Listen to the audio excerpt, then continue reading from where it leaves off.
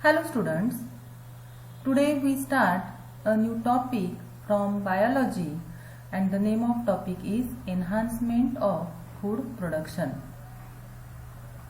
Then what is mean by enhancement of food production? पहिल्यांदा आपण ह्या टॉपिकचं मीनिंग त्याचा अर्थ जो आहे तो आपण या ठिकाणी पाहूया.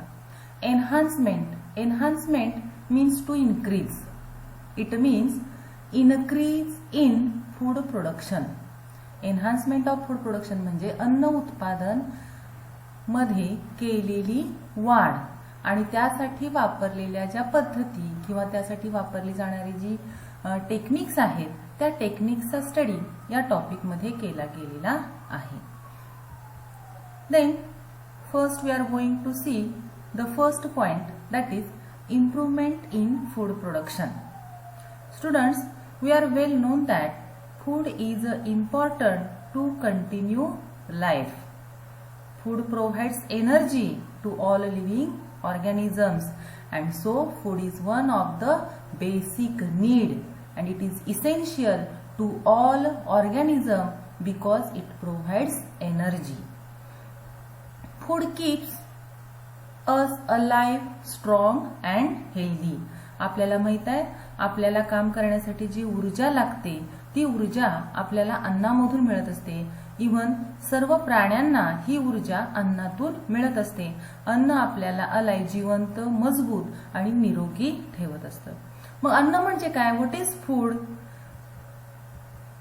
Anything which is solid or liquid and which when swallowed, digested and assimilated in a body keeping us well is called as a food. म्हणजे आपण आहारामध्ये जे सॉलिड, घन और लिक्विड द्रव रूपामध्ये घेतो, जे गिळंकृत करतो, ज्याचं पचन होतं आणि जे रक्तामध्ये मिसळतं की ज्यामुळं आपल्याला निरोगी शरीर, निरोगी आयुष्य मिळतं त्याला फूड, अन्न असं म्हटलं जातं. बघा पुन्हा एकदा definition. Anything solid or liquid which when swallowed, digested and assimilated in a body keeping us well is called a food. बघा समजली का डेफिनेशन सर्वांना? Then it is organic, energy rich, ऊर्जेचा खूप मोठा स्रोत अन्नामध्ये असतो. नॉन पॉइझनस अँड इडिबल, विषारी नाही त्यामुळेच आपण या ठिकाणी आहारामध्ये याचा समावेश करत असतो. And nourishing substance, nourishing substance याचा अर्थ शरीराचं पोषण करण्याचं काम अन्न करत असतं.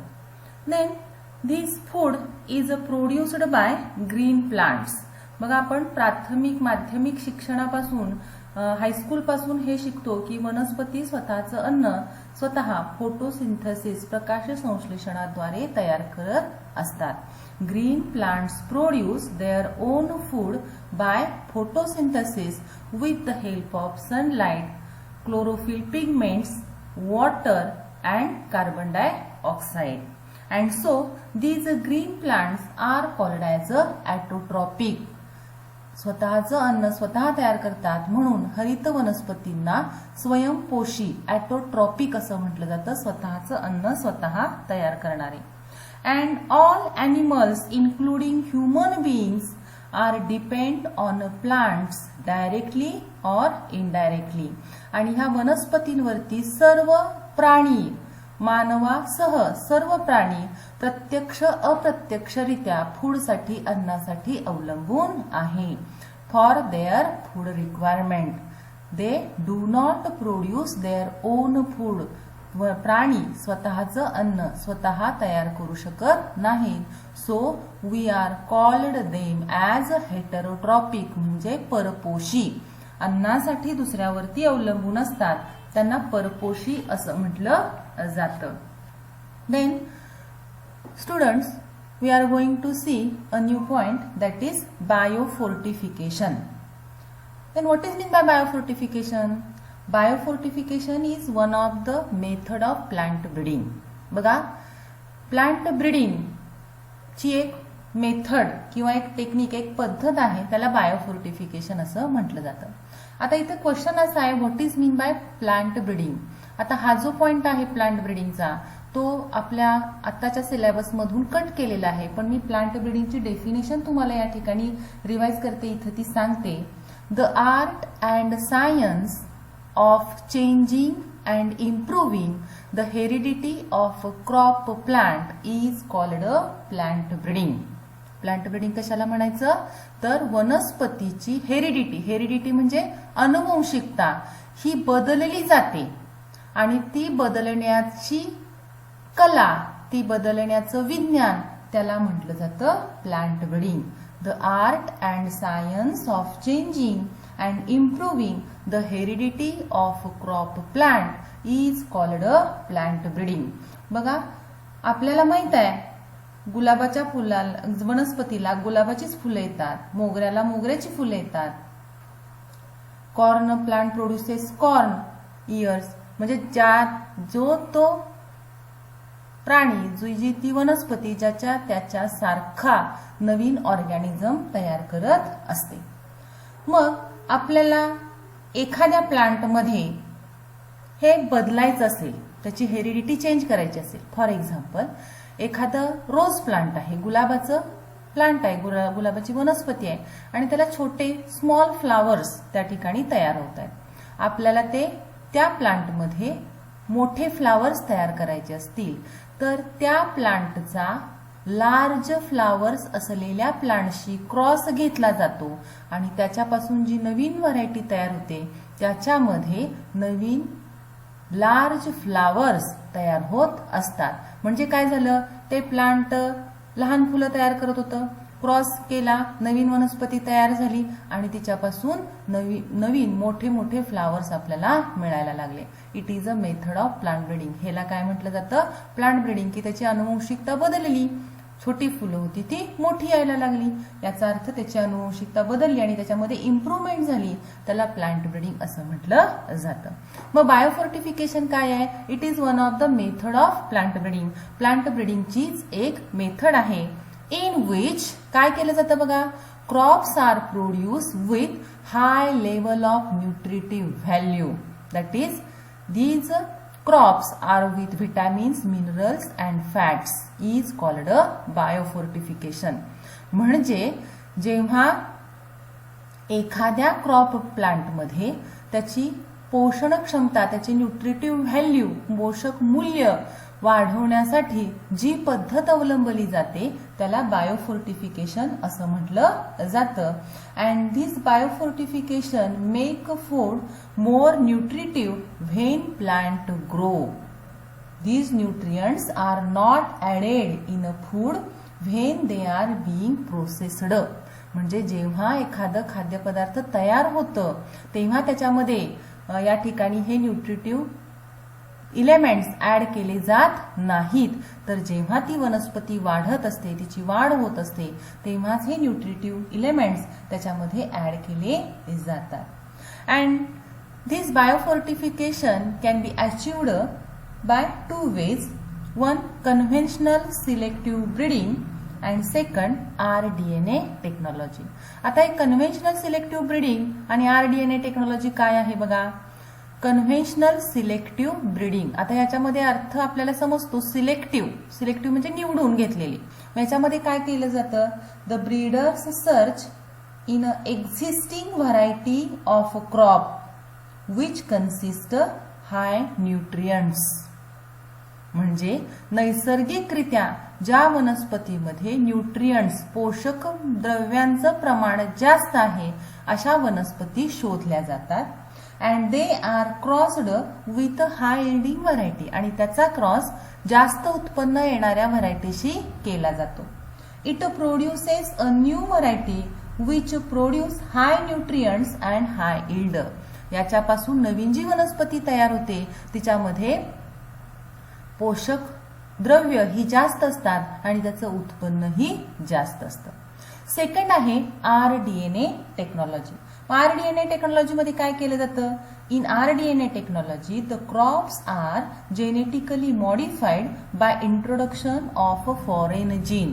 Students, we are well known that Each character is expressed by a separate gene. प्रत्येक वैशिष्ट्य त्या ठिकाणी एक्सप्रेस करणारा हा एक सेपरेट जीन ॲनिमल्स मध्ये किंवा ऑर्गॅनिझम मध्ये तयार झालेला असतो. मग आपल्याला एखादं कॅरेक्टर त्या प्लांट मध्ये आणायचं असेल तर तो जीन त्याच्यामध्ये इंट्रोड्यूस केला जातो, त्याच्यामध्ये ऍड केला जातो. त्याला RDNA टेक्नॉलॉजी असं म्हटलं जातं. Crops are genetically modified by introduction of foreign gene. अशा पद्धतीनं कन्व्हेन्शनल सिलेक्टिव्ह ब्रीडिंग आणि RDNA टेक्नॉलॉजीच्या सहाय्यानं बायोफोर्टिफिकेशन त्या ठिकाणी पार पाडलं जातं. त्याचे काही एक्झाम्पल्स आहेत बघा. फोर्टिफाईड मेज having twice amino acids, lysine and tryptophan. बघा मेज म्हणजे मका. आता ह्या मक्यामध्ये 2 अमिनो ऍसिड्स, त्या अमिनो ऍसिड्सचं नाव आहे लायसिन आणि ट्रिप्टोफॅन. हे 2 अमिनो ऍसिड्स असणारी मेज व्हरायटी तयार केली जाते. त्याला फोर्टिफाईड मेज व्हरायटी असं म्हटलं जातं. Then wheat variety Atlas 66 consist high protein content. गव्हाची ॲटलास 66 नावाची व्हरायटी त्या ठिकाणी आहे. त्याच्यामध्ये प्रोटीन कंटेंट, प्रथिन्यांचं प्रमाण हे जास्त असतं. Then rice consist 5 times more iron and it is called as iron fortified rice. 5 पटीनं जास्त लोह भातामध्ये त्या ठिकाणी तयार केलं जातं आणि त्याला आयर्न फोर्टिफाईड राईस असं म्हटलं जातं. Vegetable crops like carrot and spinach are rich in vitamin A and minerals. Carrot, गाजर, स्पिनॅच म्हणजे पालक आणि गाजर आणि पालकन यासारख्या भाज्यांमध्ये व्हिटॅमिन, जीवनसत्व अ आणि क्षार यांचं प्रमाण हे वाढवलं जातं. देन बिटरगार्ड म्हणजे कारलं, tomato are rich in vitamin C. बघा आता आपल्याला ह्या कोरोना पिरियडमध्ये आपण व्हिटॅमिन C याचं नाव सतत आपण ऐकतोय. व्हिटॅमिन Cच्या टॅबलेट्स घ्या, व्हिटॅमिन C सोर्स असणारे फूड म्हणजे ज्यामध्ये ऑरेंज आहे, लेमन आहे, टोमॅटो आहे, तर या ठिकाणी याचा वापर आहारामध्ये करा असं त्या ठिकाणी सारखं आवाहन केलं जातं.